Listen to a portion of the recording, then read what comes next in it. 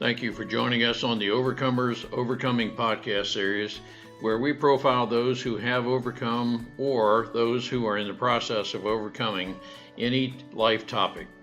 We have three objectives with this podcast series. Our first objective is we want you to know that whatever you're experiencing in life, whatever you're encountering, you're not alone. We want to join you to let you know that we together can help you through whatever challenge you may have that at the time may seem too difficult to be able to overcome. Our second objective is to help you determine with a very confident resolve there are multiple solutions, multiple factors involved in any life encounter. It's a matter of thinking into and thinking through the life situation you are encountering to determine the various options, the various solutions that are available to you. Our third objective is to help you with critical thinking skills. If whatever you're experiencing is a result of a decision you made sometime in the past, such that if you had a life redo, you would make a different decision, we want to help you determine the objective facts and factors to evaluate to help you reach a more informed decision. I'm Ron Cooper, founder of the Cooper Culture. I'm with my wife and business partner, Marty. Together, we are the Cooper Culture, and the Cooper Culture is sponsoring this podcast series. Today, we feature Rollins Walker for a third episode, where he talks to us about fathers, fatherhood, and what it is to be the rock of the family, the foundation that a person can turn to, the wife, the children that the family can turn to. Rollins explains he was not raised in a family where his biological father was that rock of the family. He was 21 years old before he learned of his biological father, but having lived some life, having experienced family as he is reflecting now on how things could be better in passing forward his life experience. Marty, what are some attributes of Rollins' life experience that we can pass on to others? Ron, Rollins has a life story of experience from childhood to adulthood to be the source of help to those fathers that want a better relationship with their sons and daughters. Rollins has a passion to help others through a transformation of their life. Rollins made a statement in this podcast that is very meaningful. He says, "Fathers, what kind of story do you want your children to write about you?" Let's listen with Rollins to determine what that story is.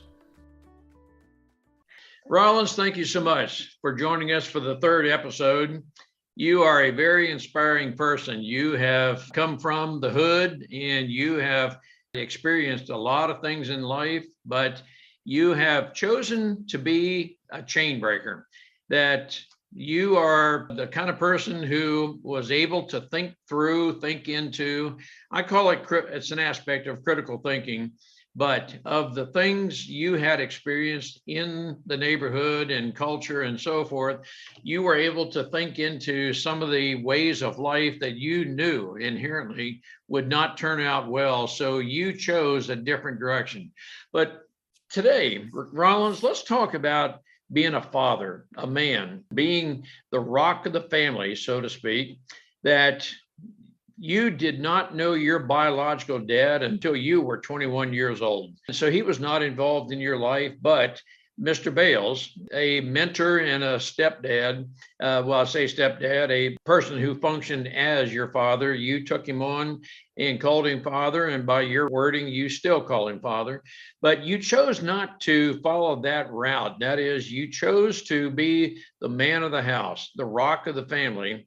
And Rollins, I wonder if you could tell our listeners how if you had to overcome the past, or was it just an inherent thought, an inherent value that I will be the dad, the rock of my family? Talk to us about that, Rollins, because we're very interested in what you had to go through, if that's appropriate expression, to not carry on the tradition in which you were raised. Well, Ron, I guess you might say it may just been instinct or inherent, or just wanted something different. not knowing who my dad was growing up and meeting him at 21. And one of the things I used to say when I was a kid growing up in Southwest Atlanta or Northwest Atlanta,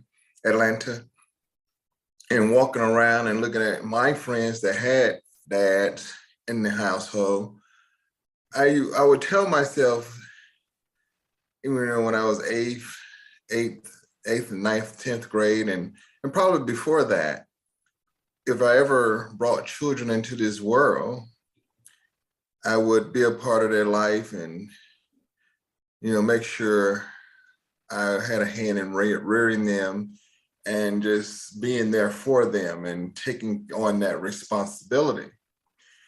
And sometimes what you don't know hurts you, and you end up repeating, I don't know, the missteps of your parents. And I say that because I coming out of high school, like most boys interested in girls, I fathered two children coming out of high school in my senior year, and they were 6 months apart. Now, unbeknownst to me, unfortunately, neither of the young ladies stepped up and admitted that the kids were mine. And my son, my eldest boy, his mother did not come forward until he was about 5 years old and said, okay, Rollins, he is your child. I always kind of wondered and questioned her about it, but she kept denying it. And at 5 years old, when he turned 5, she said, yes, he is your child. And I was like, wow, kind of upset about it. And I said, okay, fine. And immediately I went and talked to my lawyer at the time, and I was in my early 20s, and told him what was going on. And he said, well, Rollins, we need to go ahead and do a blood test. And if that comes back positive, let's do a legitimation and so on and so forth. And so that's what we did. And we took all the necessary steps. We took her to court and did everything we had to do to verify the facts. And from that day forward, I started getting him on the weekends and paying child support and spending time. And later on, I finally gained full custody of him, reared him, put him through school and college, and so on and so forth. And then my daughter, her mother didn't come forward until she was 8 years old. Again, went through the same process. But here's the thing, Ron, when you grew up in the hood and you're poor and that's what you see all around you, young men and young women, they make a lot of bad decisions. I was angry about the decision that they made because they kept me from my kids for that period of time. But I also understand the systemic conditions that perpetuate poor communities and why young people make bad decisions. So whatever reasons why they made the decisions they made, that's really on them. But I knew it was my responsibility to make sure if these two children were mine, I had to step up to the plate and do what was necessary. And so did the same thing with my daughter and started taking care of her and trying to spend time, but was not as successful with her because the difficulties of dealing with her mother and dealing with her as a young girl at 8 years old. But nonetheless, today, both of them are very much involved in my life, and we spend time, and I try to spend time with them and their children now. And I constantly talk to them about being good parents and not repeating or making some of those same mistakes or missteps that I made or their mother made. And so, and I try to let them know how important it was for me to do what I did as far as, the legitimation and so on and so forth. Because a lot of times, people get the blood test and the blood test comes back positive or what have you. They say, okay, fine. They start paying the child support. But it was important for me that my kids had my last name and they knew that there was a relationship there and they knew who their dad was. And so I just wanted to try to be better and do better than my dad did. and nothing really to compare it to because he wasn't there. So there really was not a whole lot of comparison. So the first thing is being better is just being present and being there and watching them grow into young adults. And so that was just very, very important to me because I did not have that when I was a young man growing up and trying to make proper decisions as to what route I wanted to take in life. Talk to us about the nuclear family, if that's an appropriate term. By nuclear family, I mean father and mother together. Talk to us about some of the decisions, making good decisions. And there are 2 or 3 questions I want to ask you about fathering children, but is it important based on your life experience, your observation, that having mom and dad together is important for the children in living a wholesome life? I think it's very, very important. I think it's very, very important because kids, and rearing children is very, very challenging for a single parent. It was challenging for me being a single parent. And there's plenty of times that I would struggle with trying to make proper decisions as to how I reared them. And not having a wife at the time, someone to bounce that off of, and not necessarily having a dad, my dad, someone I could talk to and get some decisions and some ideas from my biological father. It was challenging. And there was one time when I talked to my biological father about rearing my son and making decisions, he was giving me advice. And some of the advice he was giving, I just wasn't comfortable with. I just thought it was antiquated. And then I stopped him and I said, you know what? I asked the wrong person. And he said, why do you say that? I said, because you've never reared any children. You didn't rear me. And how can you really give me any advice on how to rear children? And I'll fall back and talk to my mom and dad, Emma and Zeke Bell, and ask them questions. And because of the way they reared us, me and my brother and their 2 children. And so I had that example there. And so, how important it was to have 2 people in the household to rear children. Because sometimes you got the sheriff and then you have I don't know what my mom would have been. She would have been the peacemaker. And then my dad would have been a disciplinarian. So they would bounce off each other. But what did your mother say? What did your father say? And then they would come together and make a decision. And it's sort of like what we do now with the 2 youngest kids. We have Joshua and then we have Victoria, who's in junior in college. And so a lot of time Vaughn would come to me and say, Rollins, we need to do so-and-so, make a decision about Victoria. And as you know, she'll tell me what her thoughts are. And I'll say, okay. And if I don't like it, I say, no, I don't agree with that.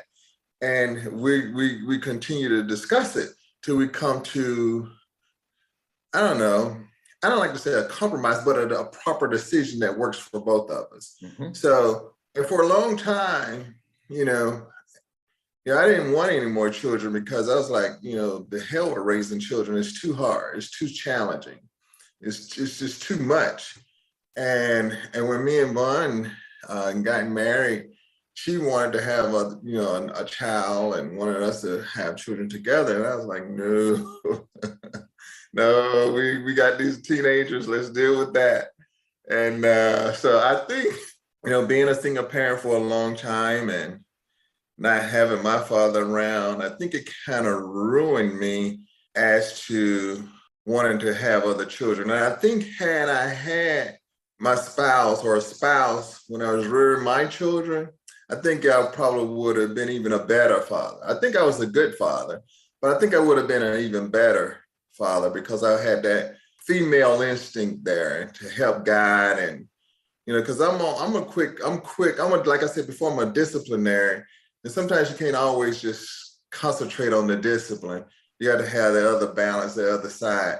And I think Vaughn helped balance that out now with our young people that we're rearing right now. So I think it's very, very important to have two people in the household to rear children. Yes. Now, let me take that concept just a step further. And this could be very controversial in today's culture in some places, but fathering children out of wedlock. Give me your thoughts. Talk to our listeners about that. In some circles, it's just accepted. It's very popular. It's almost, well, why not? Everybody does it. Fathering children out of wedlock. But should it be sanctimonious? Should it be that you only father children within the bonds of marriage? And I'm going to divulge right here, Rollins. I am talking with another person, and I've gone so far as to say, you keep your zipper up. If I find out you don't keep your zipper up, I'm going to weld your zipper up. So I'm not trying to be overly funny about that, but I do believe that fathering children out of wedlock is inappropriate. But I'm curious whatever thoughts you have about that. Well, I think when you father or parent children out of wedlock, it brings about a host responsibility and consequences, because rearing children is very, very difficult. It's very expensive. I think I last read birth a child and carry them into adulthood, age 18 or what have you. I think it's like $250,000. Mm-hmm. And I think as young people, my grandmother gave me that talk about being responsible for having kids early and not being able to take care of them and having kids out of wedlock. So I got that talk from my grandmother, my foster parent, and so I knew better. But I think what happens a lot of times with young people, because your hormones are raging, so you just don't listen, and you have that unprotected sex. And sometimes the guys depend on the girls to take that responsibility of birth control. And sometimes the girls depend on the guy to do it, and things happen, and then it ends up not being done. And then you end up with children as a result, children that are not necessarily wanted at the time, but came too soon or too early. And now you find yourself being a parent. And I think it happens all the time because people don't take the necessary precautions. And so as a result, I talked to my sons about it. I said, don't trust the young lady. If you just find yourself in the heat of passion and you feel like this is what you're going to do, don't trust her to make sure nothing happens. You take the precautions, because a lot of times our society can be very, very judgmental, and they say, look at that boy or look at that girl, and it takes two. So both people have to be responsible. And young people sometimes are very, very irresponsible in their actions when it comes to sexual relationships. And I think as parents, a lot of times we don't do a good enough job of talking to our young people about the consequences of having children too early. We just say, don't do it. Don't have sex. Well, just saying don't do it is not enough conversation, because they're going to experiment and they're going to do it. So we have to use ourselves as an example and say, this is what happened to me, and this is what the results were. And, and if you don't do something about it and be more careful, this is what's going to happen to you. And I think the other part, Ron and Marty, is our culture, our society, TV, Hollywood, they promulgate, single parenthood. And so young people, they're impressionable in their minds, and they say, well, if this actor, Sandra Bullock, is doing it and she's not married, then it's okay for me to do it. Or here's Halle Berry, she's doing it and she's not married, it's okay for me to do it. And so I think, and even people with money, they struggle rearing children being a single parent. But money helps makes it better, but the kid still suffers because you don't have those two dynamics. And children want to know who their mothers and who their fathers are. Even adopted children, they want to know. And so we just have to have better conversations. I think that's where it all starts. We got to have better conversations with our young people. And I think you're right on target. Better conversations. And that is a result of great relationships. And these type conversations to be meaningful and to have a lasting value with our sons, daughters, those within our circle of influence, it's going to take time. It will take a relationship.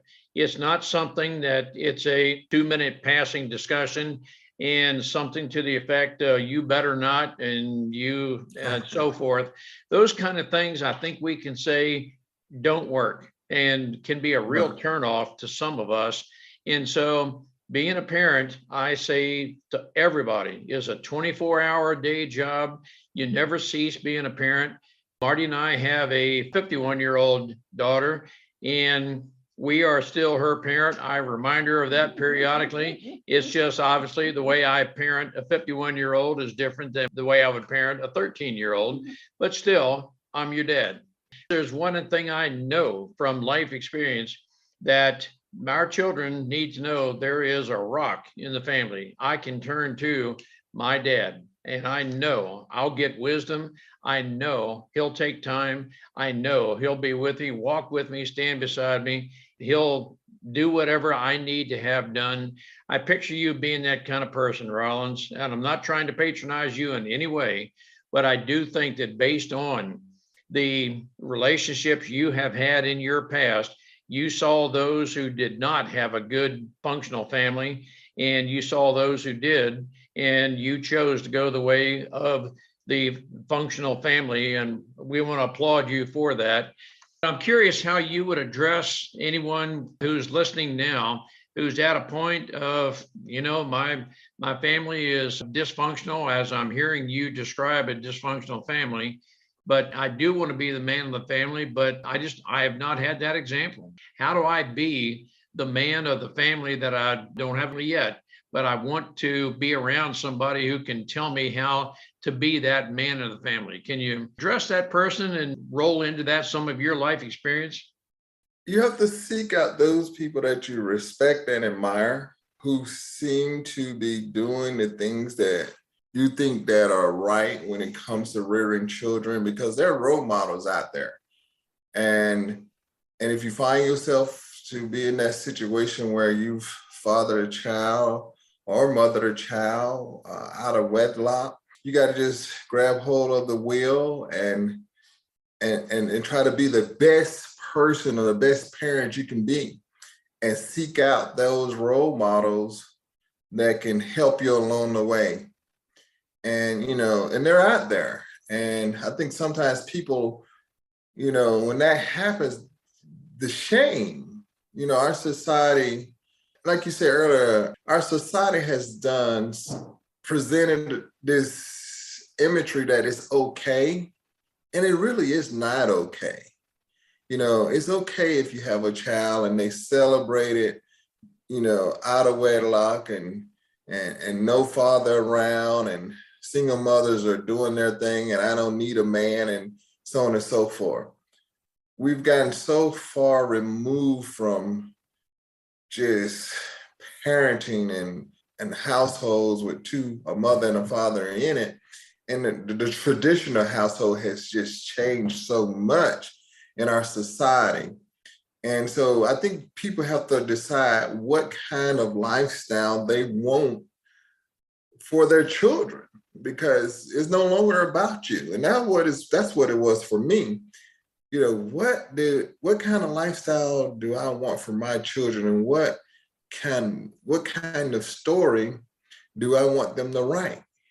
I wanted them to write a positive story about, their dad and their relationship, what the outcome was. And I want to have I wanted to, rear positive young people that can contribute to society. And so I just tell people all the time, if you find yourself in that situation, grab the wheel with both hands and just work hard every day and trying to be the best, parent you can be. And if you find yourself struggling, get some help. It don't always have to be family members. There are people out there that'll help and guide you. People don't seek out the help because they're embarrassed. You're right. And I want to talk just a little bit about being a role model, mentor. I know for me, it is a matter of consistency in living your life, values, principles. 4 men mentored me, and not in a formal way, but I admired what I saw in them. And I saw a very consistent pattern in their life, their integrity, their values, and everything they recommended. But what I'm emphasizing right now as I'm talking with you, just to see if you agree, there is an aspect of consistency, that when we are consistent and we represent those values others want, they see that consistency in our life. But the consistency occurs over a period of time. It's not just a one-time passing shot. It is developing relationships. It is having meaningful interaction with others. That's my view. I'm more interested in your view, Rollins. You have various life experience. You do. You're right, Ron. You have to be consistent, and I'm very consistent in developing relationships and friendships and long-term relationships and friendships. We meet a lot of people in our lifetime, and most times they're just acquaintances, and they're, ships passing in the night, and you have that acquaintances for a period of time, and then they move on. You never hear from them again. And so I've always tried to develop those long-term relationship that last a lifetime and mean something, and try to carry myself. You talk about being a role model. My mom, like I said, had 6 children, and there's 4 of us living now, and of the 6, I was the middle child. I had three older and 2 younger. Seemed like I was always the strongest one in the bunch. And the 3 oldest looked up to me for directions and guidance.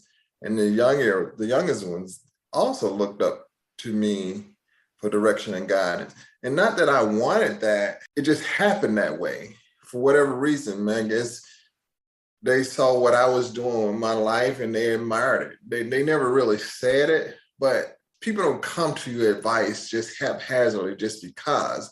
They're coming for a reason. And sometimes that burden can be a little bit overwhelming, especially when they become adults and your siblings are constantly running to you for help. And then especially when you're trying to live your life and rear your children and be a good husband and so on and so forth. And sometimes you just have to step back and say, wait a minute, because sometimes you can just give too much, I think. And if you start giving too much outside the household, your own household starts to suffer. And, I was talking to Vaughn. We had a discussion not too long ago, and we was talking about how she sees me, and I was telling her it's very, very important how you see me, because, especially if you get to a point in life where someone starts to see you in a negative light. And I've never wanted to be seen negatively when it comes to my spouse and my children and my siblings and my parents. I've always wanted to be a positive light. And it takes work to develop that type of character and persona. And in doing so, you have to be comfortable too with yourself. Because when I had kids and found out I had those children, I was embarrassed. And I, even though I knew I was doing things that could, produce children, I still was embarrassed when I found out that I had kids, and because it wasn't the plan. I didn't want to do that before marriage, or, I didn't want to have kids outside of my household. So I had to take off that scarlet letter and throw it in the trash and, say, okay, I did this. Here I am, world. I have kids, and guess what? I'm taken care of. So that's why I tell everybody, I should forget what everybody thinks. You just do the right thing, and you'll be glad you did. One of the reasons I wanted to have this podcast with you, Rollins, is because you just affirmed what I suspected, that of the 5 brothers and sisters, they look to you as the rock of the family, even as you as a sibling. And you may not have been ready for that role, but I think there are others who can recognize that and want to make you definitely aware that there are others who are looking up to you, and there are many people are going to pattern their life around you. That's what I'm discerning was a part of your life. What I am leading up to is we need to be effectively interacting with people and let others know that, hey, look, I can see others turning to you, Rollins. Make sure your life is good and consistent, because there are a lot of people who are patterning their life after you, and you may not be ready for that. It is what's happening. And so the law of attraction, you have attracted siblings, and undoubtedly you're attracting others right now just because of the way you live your life. Well, Ron, I try to live a clean, wholesome life. Just like everybody else, we all make missteps, mistakes, and I have a nephew who's in the Marine Corps right now, and I'm very, very proud of him. And he's a drill sergeant. He's in his 2nd term. And he says to me recently, he said, Uncle Rollins, I want to be like you. And I said, well, don't be like me. Be better and do better. We can talk about some of the things I've done, but you don't really understand what being like me is like, and you really can't be like me. You can take the positive examples of things I've done and emulate those things, but you don't necessarily want to be like me. Be your own person and be better and do better. And so that's what I always try to tell people, young people, nieces and nephews, and people that I talk to day to day, don't be like me, be better than me. Because people can look at the outside exterior and say, wow, I want to be just like him. So really think about what you're saying when you say something like that. Do you really want to be just like that person? Or do you like a lot of ways and characteristics of that person that you want to be like? And so you have to understand the person. And the person has to be open enough to share and say, wait a minute, it took some time and some work for me to get to where I am. I wasn't always this person. So that's what I try to make sure I let people know. And, I'm not afraid to talk about my flaws and my missteps and mistakes, because I think it's important. And especially as parents, we have to let our children know, hey, I've been there and I did that, and this is what happened, and I want it to happen to you. Just have to be upfront and forthright, as my uncle would say. I'm going to be forthright with you. There you go. What are your thoughts about being a role model, a mentor? You've made mistakes in the past, but you have corrected from that. Is it a matter, let me just ask you, can you be a valuable role model having made mistakes in the past? If you're accountable for what you've done, you are able to work through and explain the decision process that led you to a less than good decision and help the person make a good decision. But you acknowledge, I've made mistakes in the past, but I recognize those mistakes. I know what to do to make better decisions. Can you be a role model by just acknowledging mistakes you've made, but have that correlate to a very beneficial relationship function in a role model or mentoring way to help a person think through, and make good decisions? I want to encourage you to work with someone within your circle of influence and be very contrite with them. Acknowledge and be accountable for decisions you've made, but help them to make good decisions. Rollin, you talked about how your girls will say, I don't need a man or anything like that. have they seen a bad example? And I think it's important, and you can tell me how you feel, that how the husband and wife treat each other, or even how guys treat girls, they're going to look at that and say, I don't want someone like that, or I do want someone like that, and be kind of particular about who they pick. Exactly.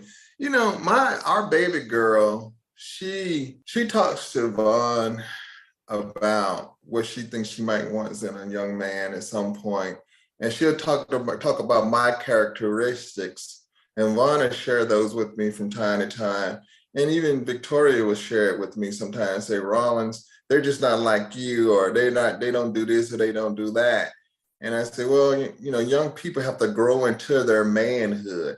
And unfortunately, a lot of them don't have proper tooling, you know. And I say, and sometimes you may have to be the teacher to teach them what it is that you expect of them and from them based on what you know.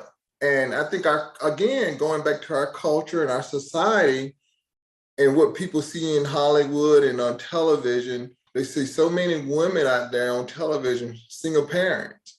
People are earning more money these days, and young people are going to college, and women are going to college. You know, let's say young ladies outnumber the number of young men that are in college today. They get their careers and they make the money, and society tells them you don't need a man.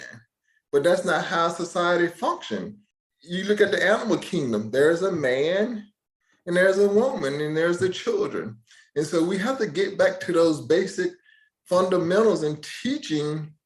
I know that's what you see, sweetheart, but that's not how it works.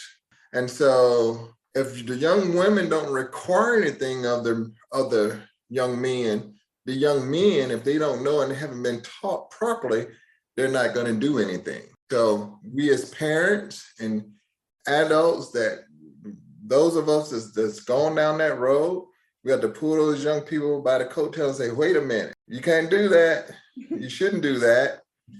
That's not the right thing. This is what you should be doing.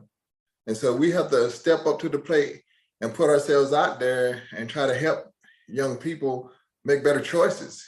And I think, Rollins, I'm going to project myself as your nephew, that he sees the good thinking that you have.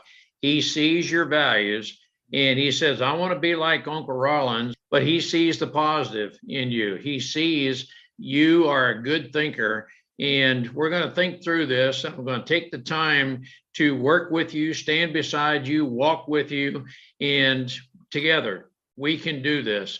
But I think that's what people see in you, Rollins. You have the heart to want to reach out to people, and you will teach others how to think. But I think there's also the why part, that why are you holding on to the value that you're teaching others?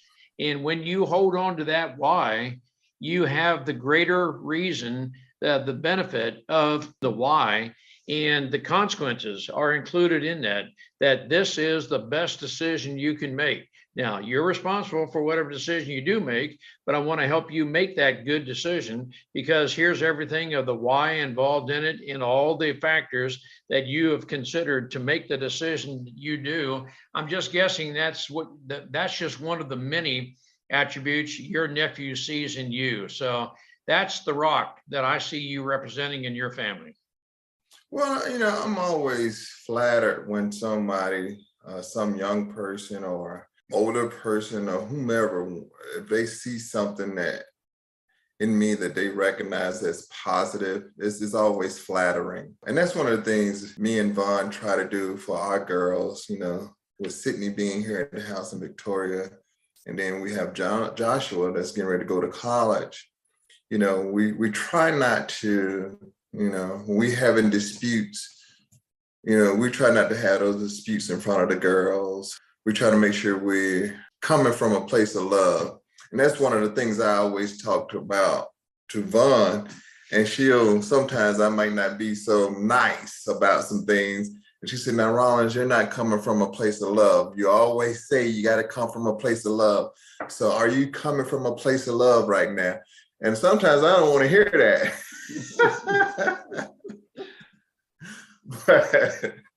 But it's, she's right. And she keeps me on track and it works, you know what I mean? It doesn't always work, but, and then I have to come back a day or two later and apologize for speaking too soon and out of order.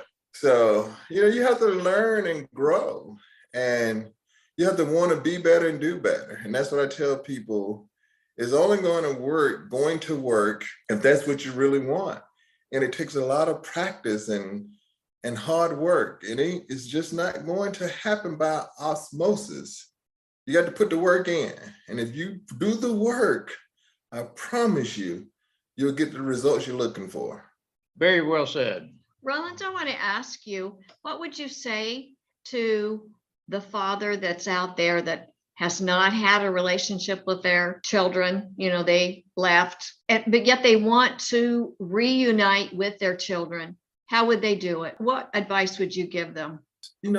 Find out where they are. Reach out to the mother first. Reach out to the mother. If the mother is not responding, reach out to the grandparents. Just reach out to the mother and start there and rebuild and repair whatever has been broken or damaged with her, and then get involved with the children. Because if you don't repair whatever damage or hurt that was done with that mother, you're never going to have a good relationship with that child. It's impossible. Because if the mother don't see you in a positive light and as a good person and a good father, it's not going to transfer to those children. And it's going to make it very challenging in trying to co-parent. So you have to repair the damage with that mother and show her that you're worthy to, spend time with those children, because mothers, and sometimes they're protectors and sometimes they self-sabotage and not even know it. That's what they're doing, because they don't understand the value of having a father in their child's life, because perhaps they've not had a father in their life. So you got to do a lot of talking and communicating, making it happen. Rollins, you're very, very insightful. And I want to thank you on behalf of our listeners for what you're offering. And there are many families that will benefit from the experience you've had, what we're passing on to others. I want to thank you for sharing your life and for being very contrite and for being a very positive role model within your family, but also to our audience. So thank you. Well, thank you, Ron and Marty. Like I said, every time we sit down and do one of these podcasts, I just think about other topics, and I'm sure we'll talk offline about other topics, and I'm willing to do this as much as you guys would have me. So you have a lot to offer, and we have several other subjects we have in mind. And so for our listeners, this will be a continuing episode. So we look forward to continuing the dialogue, Rollins. Thank you. Looking forward as well. My purpose in having you hear Rollins' story is to learn from a person who I think is a very rational thinker, a person who came from, I think he would say, less than desirable upbringing, raised in the hood, raised around some adverse influences. But I want you to hear from him how through life he is able to reflect on the things the way they were, some decisions he made, and can we learn from his past, his rational thinking, of how we can better live our future. As he very aptly said, there are consequences to every decision we make. In the context of manhood, the man being the foundation of the family, the man being a person to go to, we sometimes do things on impulse. If it feels good, do it. But there are consequences to everything we do. I'm not here to say that everything we do that is based on impulse is going to have a negative consequence, but I am here to say that we can make decisions based on what we know to be longer-term impacts to those who share similar values. In the context of what life that Rollins lived in, birthing children out of wedlock, he says, and we agree, birthing children should be a matter of a conjugal relationship done within the confines of marriage. That we have talked with numerous people who are, let's just say, living the consequences of decisions that if they had a life redo, they would do things differently.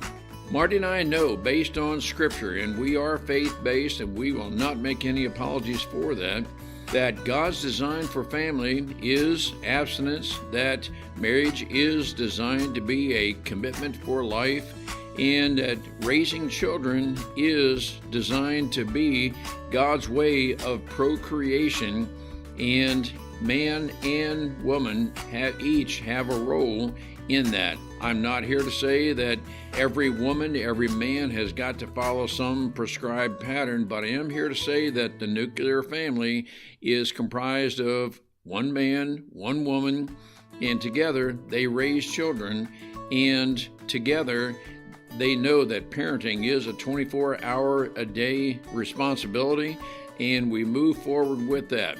As I mentioned, we have, as of this recording, a 51-year-old daughter, and I periodically, jokingly remind her I am her dad. Now, obviously, the way I parent a 51-year-old will be very different than the way I parent a 13-year-old, but I want her to know we walk together, work together, think together, and love our Lord together. That is who we are. I want her to know that I'm always available to her as the rock, the foundation of good critical thinking. She can always rely on me to help her and those within our circle of influence to make good decisions. My hope is that I'll be able to help people think critically to make good decisions after having reviewed all the facts and factors. Marty and I have developed an online relationship course that is dedicated to dating leading to marriage. And it starts out with defining the characteristics of that person, the values that we want in that person. We also have what we call a red flag questionnaire, a series of 42 questions that ask in a simple yes/no about the state of your relationship. If your relationship is not good, there's time to develop that relationship, look into it, and make corrections before the relationship gets off course and becomes a real burden to us. That is, I use the term sometimes, we would rather make the good decision to find the right person than to get into damage control to have to correct. Contact us at Ron at The Cooper Culture or Marty, M-A-R-T-Y, at The Cooper Culture. Let's share ideas. Let's work together.